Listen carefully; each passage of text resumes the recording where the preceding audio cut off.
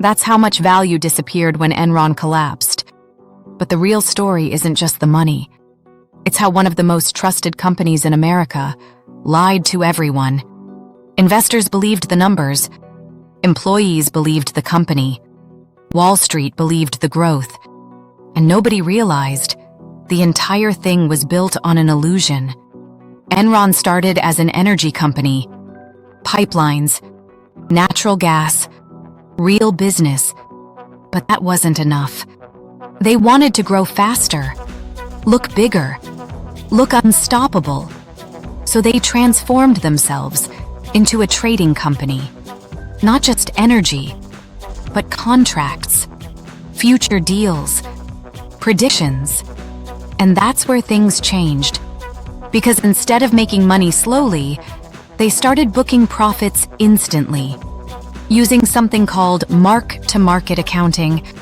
It sounds technical, but it's simple.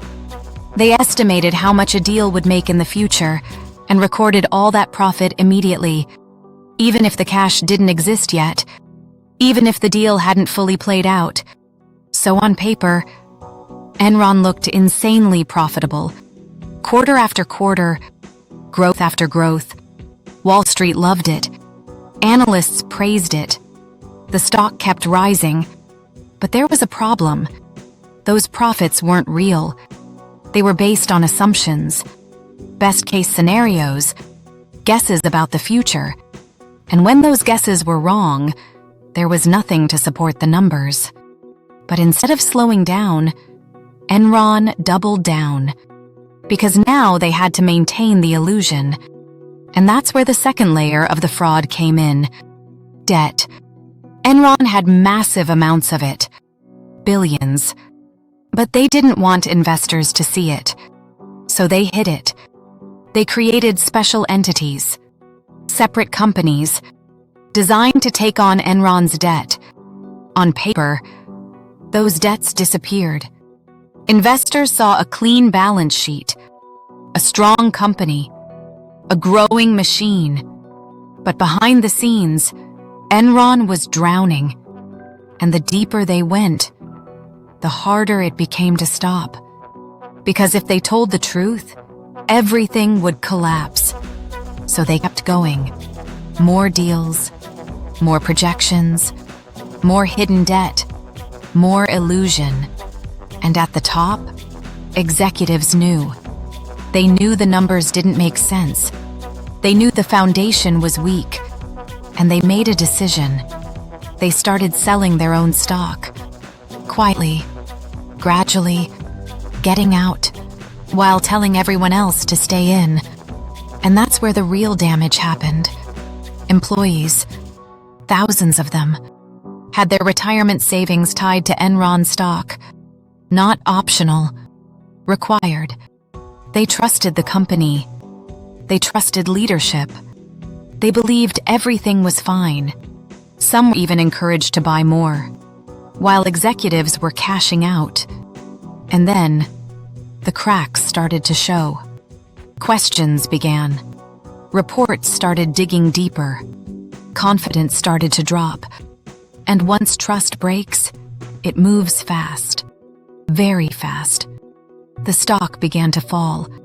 At first, slowly, then faster, then violently, from around $90 a share to nearly zero. In weeks, $74 billion gone. But the number doesn't capture the damage. Retirement accounts wiped out. Life savings erased. Careers destroyed overnight. People who had spent decades at the company left with nothing. And investors? Shocked. Confused. Asking the same question. How did this happen? The answer is uncomfortable. Because the system trusted the numbers. Analysts trusted the reports. Rating agencies trusted the company. Investors trusted the growth. And nobody questioned it deeply enough. Because it looked successful. It looked powerful. It looked real. And when something looks that good, people stop asking hard questions. Until it's too late. This wasn't just an accounting trick. It was a psychological failure, a system-wide belief that success equals truth. And Enron used that belief perfectly. They didn't just manipulate numbers. They manipulated trust. And once that trust broke, everything collapsed. Fast and completely. The company filed for bankruptcy, one of the largest in U.S. history at the time. Executives faced investigations, trials, prison sentences. But for most people, that didn't matter, because the damage was already done. The money was gone. The trust was gone. The system had failed them. And that's the real lesson. Because Enron wasn't just a company that collapsed. It was a warning about what happens when growth is prioritized over truth, when complexity hides reality, when trust is given without verification. Because in the end, it wasn't just Enron that collapsed. It was the belief that the system would protect people, and it didn't. If you think this was bad, wait until you see what happened at WorldCom. $11 billion.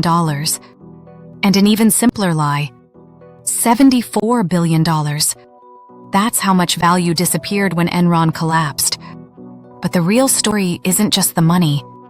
It's how one of the most trusted companies in America lied to everyone. Investors believed the numbers. Employees believed the company. Wall Street believed the growth. But none of it was real. Enron wasn't making money the way it looked.